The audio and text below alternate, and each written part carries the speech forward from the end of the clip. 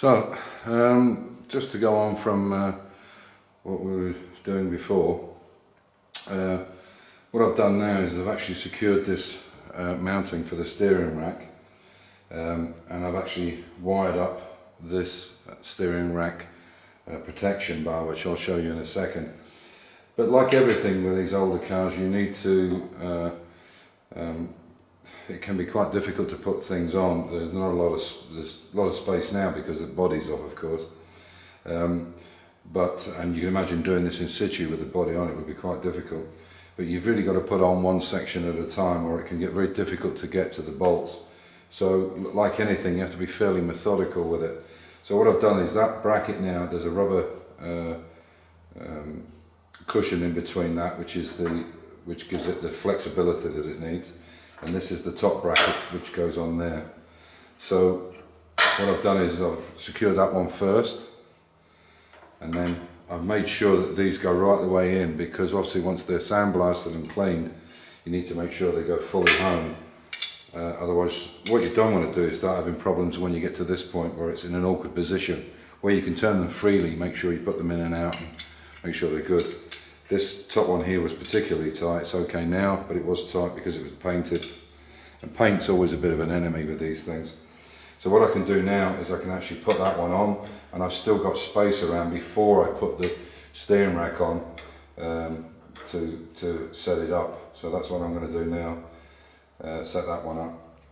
But before I do that, a couple of quick things I wanted to go over was, obviously, you know, in 1958, I would doubt very much if they had Nyloc washers. And then with Nyloc washers, basically, it's exactly what it says on the tin. There's nylon on the top, which will stop it rattling loose. So the idea is that the nylon grips onto the thread and stops it from vibration rattling it off. Now, before they had that situation, they used to have like star washers, which were anti-rattle washers, and they had like little serrated edges on them. And then obviously you had your flat washers, the plain flat, and then your spring washers. And the spring washers are just basically cut and knit so that they spring against the top of the nut. And then just a basic nut. So they wouldn't have had Nyloc then. The only thing with Nyloc, you need to be careful where you put them, because obviously being nylon, if you put them anywhere where there's any heat, like for instance the discs or the brakes or the engine, you don't want any source of heat anywhere near it. A lot of heat, I mean. So what I'm going to do now is I just wanted to show you those, and this is the original star washers from the car, 1958. So what I'm going to do now, once I put this one on, this is ready to go, this bracket, I can then reset this up and put the steering in place. But I just wanted to show you this, which is the steering rack. And what I've done now, hopefully you can see there. In fact, what I'll do is I'll bring it up to the camera a little bit. So hopefully you can see there that what I've done is I've actually tie locked it. It is a thing used in the aircraft industry a lot, with bolts that need to be tied for vibration. And this is lock wired around this one, then onto this one, onto here.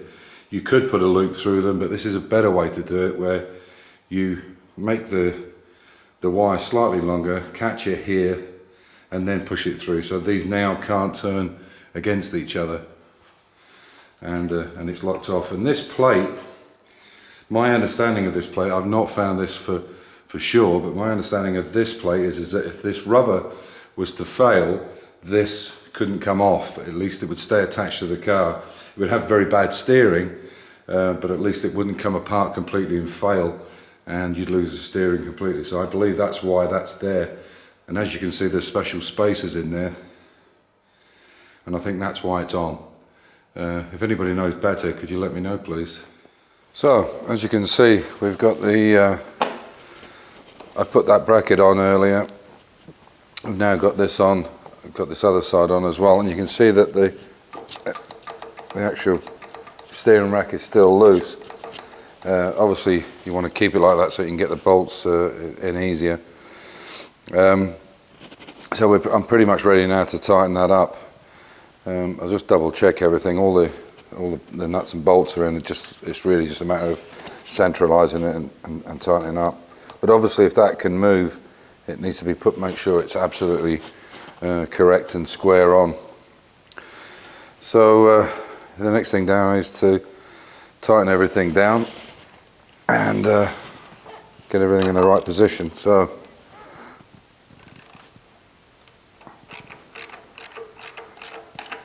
just basically a little bit on each side.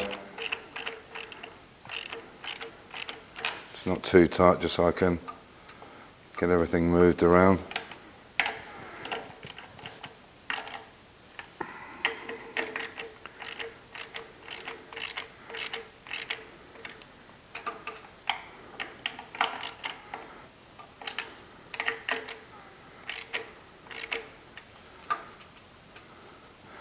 Now I won't give it its final tie up until I've got this side done, because there is location pins for it there, so it sits exactly right. Yeah, really, that's about it. What we want to be able to do with both of these XK 150 chassis is to be able to run the engine, gearbox, the differential, and check the suspension, check all of it mechanically before we put the body on it, which will be the last thing. So I want to make sure everything's good. So what it will actually mean is we'll have to set it up so that we can actually drive it along the road or in a private area, obviously without a body on it.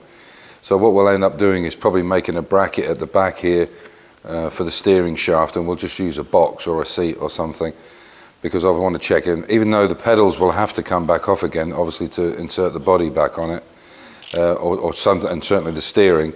At least we can check all the mechanical parts of it before we say put the body back on, which then inhibits you getting in quite a bit.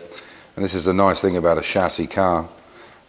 So what I have to do now is what I've done here. I'll finish this one off, and then I'll go over to our XK. This is Johann's. I'll go over to our XK and do the same thing again and lock wire it, set everything back up, and hopefully by the time I come back, I keep saying this, but hopefully by the time I come back we can actually get it running. This one anyway. This one we need to wait now for the cam covers to come back from electro polishing and the manifold, so we can actually put it back together. So yeah, that's it for now, so catch you later.